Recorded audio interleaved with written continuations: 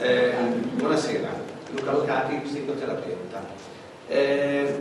Non ho preparato un discorso, anche perché vorrei partire da due parole scritte su questo fogliettino. A chi piacciono i non luoghi? Villa Santa ha un non luogo, e cioè quello per la cultura. Dove possiamo esprimere la cultura a Villa Santa? In un luogo che sia adeguato. Se qualcuno sta pensando all'astrolabio, ecco appunto sta pensando al non luogo, perché è un surrogato del cinema lux, agibile, inagibile, questo non si sa ancora.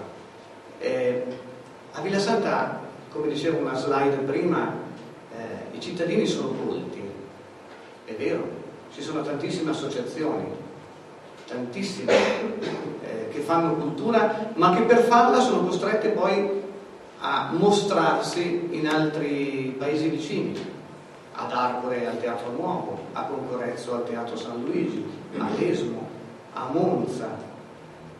Ecco, a Villa Santa non esiste un luogo dove poter esprimere la propria cultura, diciamo così. Tutte le associazioni sono bravissime e fanno veramente delle cose incredibili. Hanno il patrocinio dell'amministrazione comunale, però l'amministrazione comunale agisce sempre un ruolo passivo, mai attivo.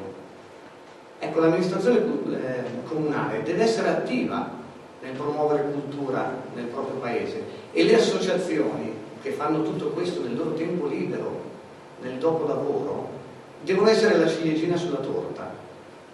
Ecco, a Villa Santa manca questo. Ci sono un sacco di capannoni sfitti, c'è l'ecomostro, ci sono il cinema lux che ormai è un residuato bellico. Ecco, cominciamo a recuperare questi non luoghi e magari trasformarli in qualcosa che possa anche dare lavoro, perché dalla cultura si può anche creare lavoro. Chiudo dicendo che a me Villa Santa piace, ma potrebbe piacermi un po' di più.